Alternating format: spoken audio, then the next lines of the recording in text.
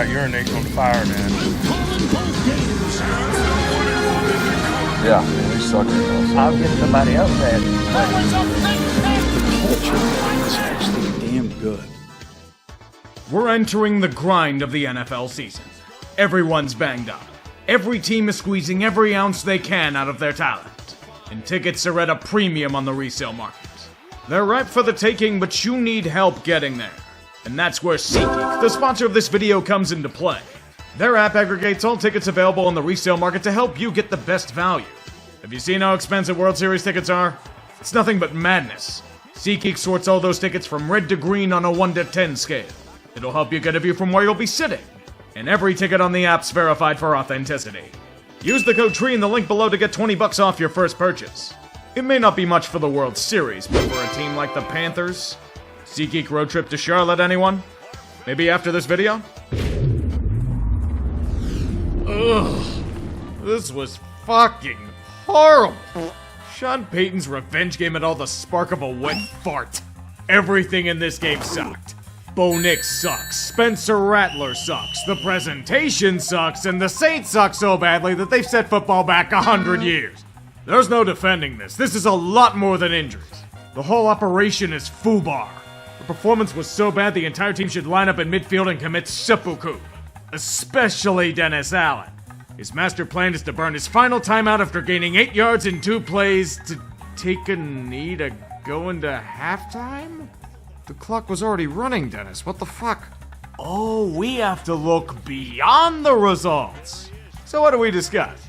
The defense that only stops its ability to give a shit or the fact that they're in a crematorium. They gave up over 200 yards rushing to the Broncos. Denver. The Saints were in throwback uniforms and they lived up to that by going back to the days of the Aints. Peyton may as well be named Walter because he turned his team into the 85 Bears. Remember the first 2 weeks of the year? That's gonna be Nola's highlight montage for 2024. Everything else is as bad as the Broncos being 4-3. They are most definitely a team.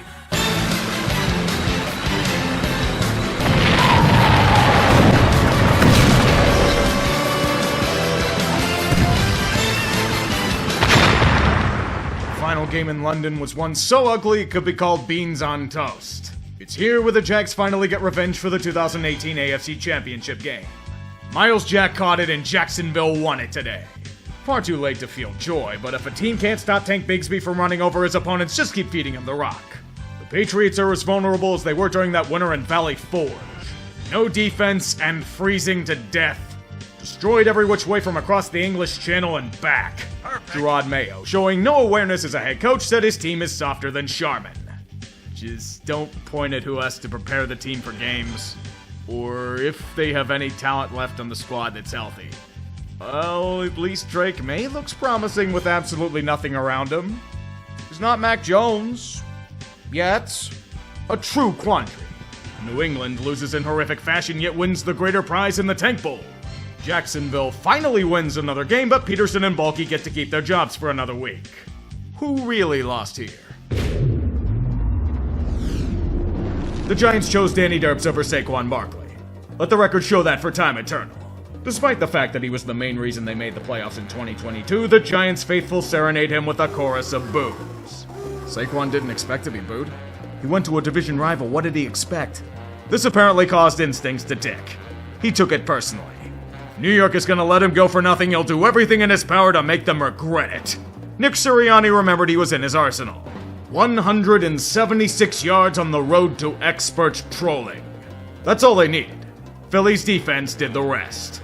Daniel Jones only gets to die. Literally. No Andrew Thomas means he has no one to block for him. He'll get sacked 7 times and suffer ritual humiliation as the modern-day Brown. Things getting so bad that Drew Lock got thrown in there for an entire quarter. You can say it was for a spark, but it's okay. We know Danny Derps is awful. The Eagles simply reminded you of it as they win easily. Philly not playing down to competition? What a strange feeling. We will not get a boatload of memes today. Mason Rudolph, the Red Zone Reindeer, is getting the nod for the Titans since Will Levis is still dealing with injury? Then why the hell did he start last week, so a ball boy could get his leg amputated? Perhaps Tennessee got their spirit amputated as well. Buffalo's a challenging opponent for any team. For a group of the Titans' caliber, they had to be perfect to win. They were far from it. There were some frustrations for the Bills in the first half, but they're playing a franchise that's pretty much dead in the water. Just show up and put forth effort and you'll win easily. Buffalo's second half more than proved that in spades. I don't think Brian Callahan's ready for this head coaching thing. He's not what we call good at it. Symbolic of the team itself. Tennessee flung around money at key free agents and acquisitions all offseason, and it somehow made them even worse. Ran Carthon won a power struggle, and that's all he's won in this new era. The season's been a complete disaster so far. They wanted playoffs, and the only thing they're competing for is a tank bowl. I wonder if Mike Vrabel's smirking somewhere in Berea. I know Buffalo sure is with another win. Who knew the AFC East would be such a joke this year? Good news, Guardians fans! The Browns will cure you of your misery in incredible ways. Right after they give up this touchdown on the opening kickoff. Or so I think. Nick Chubb's back! It's truly a glorious day indeed. Cleveland may be doing next to nothing on offense, but the reality is that this is cause célèbre. Just don't pay attention to the game whatsoever. The Browns were given so many chances by Cincinnati to take advantage of their struggling offense. They feature one of the worst defenses in football statistically, but emphasizing Browns' futility, they can do nothing about it. After hours of torture, Joe Burrow drags this decaying corpse and ends the misery on display. In spite of a valiant defensive effort, they reinforce the factory of sadness that is their franchise. Just look at their new stadium proposal. It literally has the look down to a T. The same goes for Cleveland. Back to the days of an irrelevant joke franchise that opposing teams feast upon. Especially their rivals. And especially in their home stadium. Fortunately for them, nothing else happened of note. Nothing whatsoever. Just the loss to the Bengals, and that's that. I guess I have to go over it, don't I? This whole situation's just fucking miserable. It's obvious to anyone with even a modicum of football knowledge that Deshaun Watson is cooked. His shoulder's destroyed. His once dazzling talent fleeting as his life behind this offensive line. Everyone from fans to pundits to shitposters begging them to bench this money pit for famous Jameis. Kevin Stefanski hears their calls and benches Jameis. The gods have been doing everything in their power for Cleveland to take the hint. They're done playing nice. They'll owe Yeller Deshaun behind the shed. A non-contact torn Achilles puts this sad story out of its misery. Couldn't have happened to a more upstanding paragon of human values. The fans in attendance mourn by cheering the loudest they ever had all season. This was a Browns home game. The Grand Watson experiment ends to mass approval. And Deshaun's career might be as well. His only remaining asset was his mobility, and that's just been compromised. A bitter end to what will go down as one of the greatest disasters in NFL history. He played 6 games in each of the last 3 years. Terrible. But the Browns themselves see it differently. Myles Garrett and famous Jameis actively criticize those that cheer his demise. A man who gave his all for Cleveland. A model citizen on Earth. Seriously, a model citizen? Best joke I've heard all day. At this point, all parties involved in this whole saga are locale of the week. Deshaun, the players defending him, the fans who supported him until he couldn't throw a football, and the team as a whole for sleeping with the devil himself. Norm Macdonald's words ring true. Everyone involved in this story should die. Myself included. Remember when Jameis got benched? They had to put in DTR. He isn't what we call good. And then he got hurt too. Everyone lost for the Browns on Sunday. Everyone. What goes around comes around, Mr. Haslam. Enjoy eating that cap it for the next few years. Apparently the way to get Seattle to play to full potential is to yell at them in a video. Where the hell has this been the last few weeks? A strong and balanced offensive attack? Geno returning to form? DK not grossly underachieving? The defense being opportunistic? It feels like I'm watching a different team. And it was sorely needed. The NFC West is ripe for the taking. And snapping out of a cold streak was just what the doctor ordered against a strong opponent. Then again, it is the Falcons. God damn it, Falcons. Can you please be consistent for like 5 minutes? You didn't just lose to a squad that was 4 for 11 on third down. You got crushed by them. Look at all these chances to come back. They're squandered endlessly. How the hell do you make the Seahawks defense look stout? They've been a mess for the last month. Every time I think Atlanta's finally turning the corner, the Falcons reinforce the old stereotype and curl up into a ball. Who needs winning when you can simply give the ball to the opponent ad nauseum? Seattle takes everything they receive and secure a much-needed win. But Atlanta gets the real prize, the long-awaited debut of Michael Penix. The memes are being punished.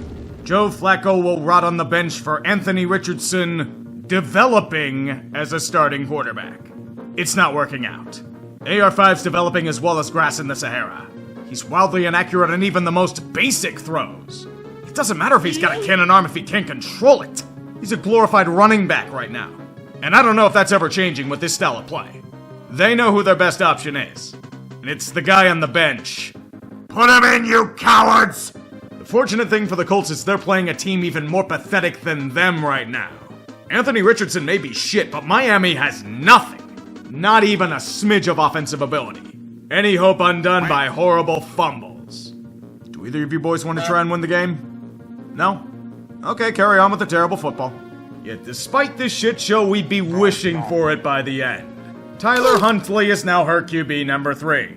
The Dolphins now go from a Pro Bowler to Tim Boyle, the NFL's DEI hire. I don't know what blackmail he has or how great his X Factor is in holding a clipboard, but he certainly isn't good on the field. Like most weeks, Indianapolis didn't really win. They drunkenly stumbled into a few walls, creating the perfect storm of knocking their opponent unconscious. The Colts, by the grace of God itself, are over 500 again, with a destroyed defense and their best QB on the sidelines. I love and hate this league all at the same time. A bout with a lot on the line for both teams. Stephon Diggs is more than ready for it. He's trying to start fights with everyone in pregame warm-ups. He won't do much of anything in the game itself, but I don't think anyone is. This game wasn't exactly pretty. It was far from it. Brutalist and raw like unshaped clay, with a ton more imperfections out of the box. CJ Stroud, this ain't a Joe Barry unit you're facing. Is the Packers defense that good to the point where he's limited to less than 100 yards passing? He just shut down one of the rising stars at the position without breaking a sweat. The Texans couldn't stop the relentless pressure upon him. Stroud only completed 3 passes in those conditions. A living hell. On the other end, Jordan Love is Brett Favre. I'm not kidding, he is the spitting image of Favre. Hopefully without the dick pics and stealing money from the poor. Dazzling feats of power only to throw some of the more mind-numbing picks you'll see from a QB. What you get is an incredibly close matchup that's more defensive than one might think with these two groups. The second half is a stalemate. No ball will move. Only stagnation and strangulation. Until the Texans get their final drive. Down by 2 in the 4th, they finally remove the obstacle in the way of progress and move the ball. Yet they're stopped by the Packers defense in the red zone. They take the lead with a field goal. There's only one problem. They left too much time on the clock. Houston's getting stymied at their own game. And the Packers have the chance to commit a great heist in this NFL season. There's only one risk. Green Bay has to trust a kicker. Brendan McManus, here's your chance to not get killed. He's got this to win it. Low snap, the kick. It is good! Congratulations, Brandon, you get to live and see another day. Houston suffers a tough loss and questions to ask themselves about offensive sustainability. Green Bay gets a crucial win not just for their own ambitions, but to keep up with the foes in this next contest. The NFC North has become a heavyweight division. Powerhouses everywhere you look with substance and flair abound. Detroit is eager to maintain their title. The Vikings wish to maintain supremacy. In the age of juggernauts, only one can stand tall. Minnesota takes a double-digit lead first, but we all know that's fleeting. Detroit's offense has found another gear. And Brian Flores can try to blitz the hell out of Jared Goff, but it isn't working. He's as efficient as ever. And him and Jameer drive the Motor City out to a sizable double-digit lead at half. An 11-point lead in the middle of the third quarter after yet another elite offensive drive. Detroit seemed to be cruising to an easy win. Then came the stalling offense. Then came the field goals. And then came the fumble. Ivan paces himself to the end zone for skull chants erupting from every corner of the globe to take the lead. To go up by 3 would be ideal, but the 2-point conversion is quashed. Battles will continue on, however, in the endless grind. Minnesota has a chance to bury their rival in one swoop. They fail. Despite one of the sloppier games the Lions have played in a recent age, they still have a chance. They're driving down the field with time winding down. A win is within reach. Detroit, look to the UFL and find your true prize. For the lead, Detroit is on top with 15 seconds left. Jake Bates was selling bricks 10 months ago. Now he's emerging as a mainstay in the NFL. With his leg, the Lions reassert themselves as kings of the North. Not anywhere what we call pretty, but what's done is done. Sheer balls and fortitude. The Dan Campbell way. Minnesota should feel no shame, but the dream of an undefeated season is over. Dust yourselves off and you'll be fine. You're not gonna revert to classic Vikings, right? So what do we even say about the Panthers at this point? Do we laugh at their failure some more? Do we pray for their contraction? Or do we just watch this flaming car crash as the franchise inside slowly burns to death? How the hell did Carolina win a game this year? Considering how awful they looked over the past few weeks, they reverted back to their Bryce Young form. The Andy Dalton magic is long dead. This red rifle is rusted and unsalvageable. At this point, I'm just beating a dead horse. Which is what Tepper will probably do in about 3 weeks. Firing Dave Canales in his first year seems extreme, but this is David Tepper. Nothing's too extreme for him. Washington merely benefits with needed practice against a glorified scout team. Domination from the starting bell that didn't end, even with backups. Somehow, the commies are looking like the class of the NFC East. And the only thing that could stop them is an injury to Jaden Daniels. Oh no, no, no, no, no, no, no, no, no, no, no, no, no, no, no, don't you dare try to put that X on us! Thank God it seems like he escaped serious injury, but we already had to suffer through RG3 being ruined. We can't let it happen again. For all of our sakes. Out of all the embarrassing teams in the NFL this season, and there are plenty of them, you have to be special to take the crown of shit. I argue Las Vegas might be the most pathetic of them all. Or at least close to it. In another glorified home game at SoFi, the faithful donning silver and black get to see a spectacle of sludge. AOC sucks, but somehow it can get even worse. You know how to prove it? An injury to AOC that takes him out of the game. Gardner Minshew is back as the epitome of Florida man. If Florida man got brain damage from bath salts. The greatest meme in Las Vegas put on a show that would get him booed off the stage in 5 minutes. He's not just terrible, he's an absolute liability. A man who nearly took a decrepit Colts team to the playoffs suddenly turning into a fucking pastry chef. 4 turnovers on the day. This guy beat the Ravens earlier in the year? How'd he do that, with a stunt double? The Rams are fucking out here begging for death and they can't pull the trigger. They do it to themselves and repeat. Antonio Pierce looked like the right choice to coach them at the time, but he's Freddie Kitchens with vibes. The Raiders are deep in the red zone. It's 4th and 4 with a chance to tie. But there's a false start penalty. So they choose to kick a field goal. Down by 8. I know your offense is shit, but for fuck's sake, Antonio, you were supposed to be the antithesis of McSnake Oil, not embrace its vices. You're not a good team? No shit. This might be the death blow to their season. I'm not joking. Losing to the likes of the Rams Z team makes you an unserious franchise. The Raiders tried to get out of square one just to end up back at square one. And AOC's gonna be out for a while. Any chance they can get Tom Brady to play QB for them? He's the best option in their entire franchise. Sorry, Niners, you don't get joy in this timeline. You've suffered painful losses in the Super Bowl to the Chiefs, but the punishment must be amplified. Kansas City will come into your home and not only ritually torment you, they'll give you the illusion of a victory just within reach. Grasping out for it to reveal a cloud of smoke, falling to an agonizing death on a pit of spikes. Brock, meet the Chiefs' defense. They're gonna take away anything that makes you a good quarterback and force you into gobs of unforced errors. San Francisco is a McLaren constantly breaking down and having to be replaced with used and off-brand parts. This monstrosity can't speed through Spagnuolo's web. He'll trap you, render you into an unbreakable bind, then kill you in short order. It happened to Purdy 3 separate times, especially later in the game when the tide seemed to be turning. Masters of Deus Ex Machina indeed. Mahomes hasn't even been anything resembling good, but we know he's gonna go on a legendary tear like he always does. It's just how the Chiefs work. The bullshit is real. Never forget it. You won't after this beatdown. Trent Williams tries to fight back, but he punches a helmet. Ejection and eventual 5-figure fine coming up. But that's not the only price San Francisco will pay. Oh no! It's the mandatory blood tithe that must be offered to the gods. This week's cost is a steep one indeed. Brandon Ayuk. It was nice when you extended him, but you forgot to look at the stipulations of the deal. Underachieving and a season-ending injury. True agony. This really is 2020 Redux. Everything falling apart before them, undoing what could be a special team. Kansas City remains undefeated in their epic troll job, and now they stand alone. The sad part is their offense is nowhere near full potential. When that happens, we're all fucked. If you've noticed by now, the Chiefs lack receivers. It's pretty dire on that front. Hollywood Brown's not going to play a game for them this year. Rasheed Rice crashed out thanks to friendly fire, and now Juju's out with a finicky hamstring. They're down to bare bones. Flashes of talent, but nothing consistent. Their rivals are stocking up, then they will do the same. Remember those DeAndre Hopkins rumors from a few years ago? Turns out we had to be more afraid. The prophecy has come true. Kansas City has a nuke, and they won't be afraid to use it.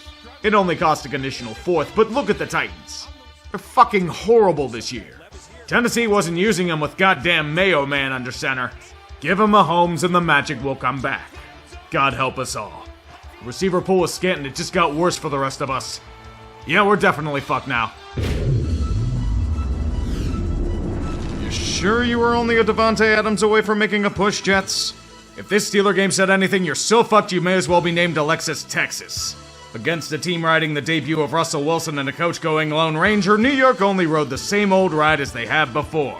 A dead franchise before them with a fan base wanting Justin Fields and the game suffering through a 15-6 deficit before half. Like Donald Trump in attendance, perhaps they should have stopped the count.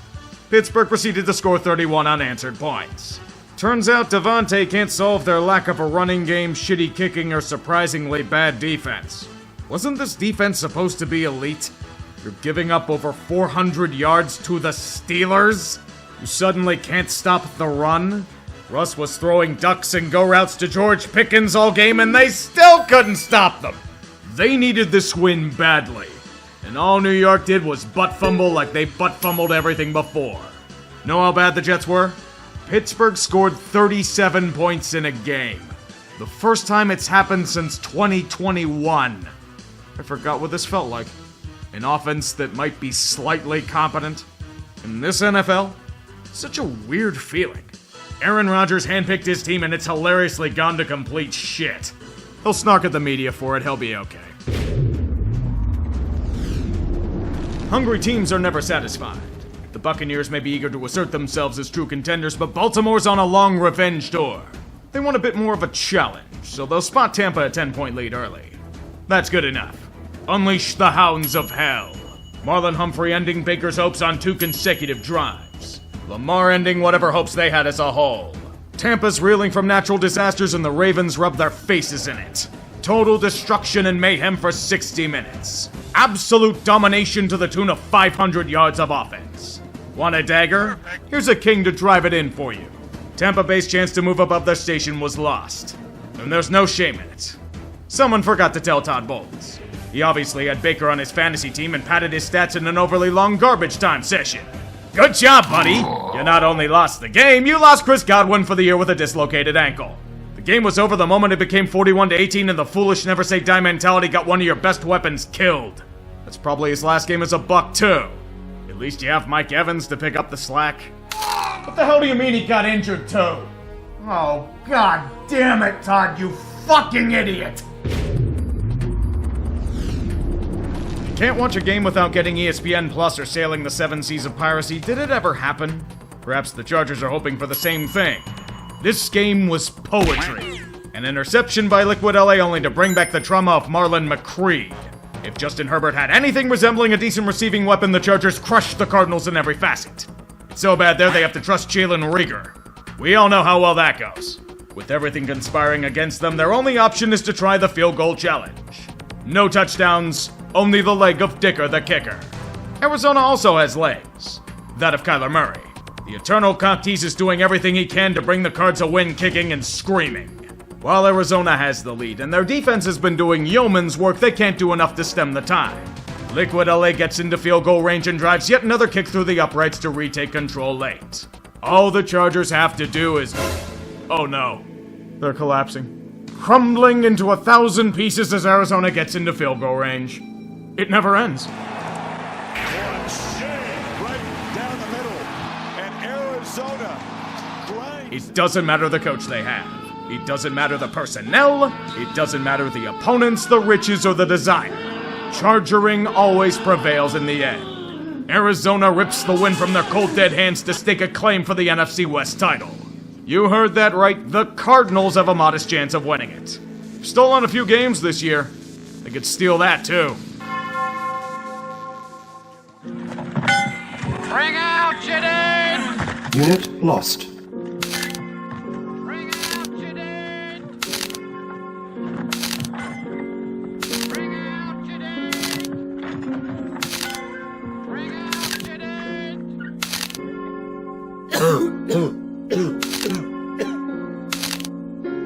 Unit lost.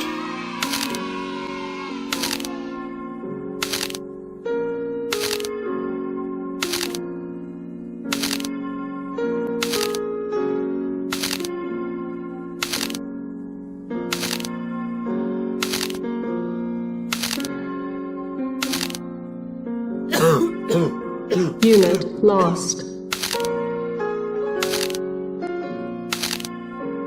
Unit lost.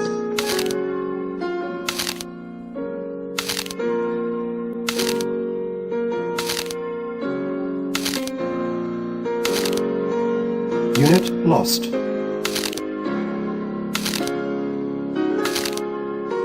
Unit lost. Unit lost.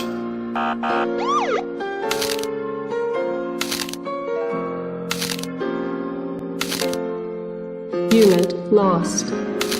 Thanks very much, Joel. See you on Thursday. Right. Just going to keep doing what they're doing, finding ways to win with whoever's out there. That is not going to get 5 yards, let alone 10, but it's a cool looking kick.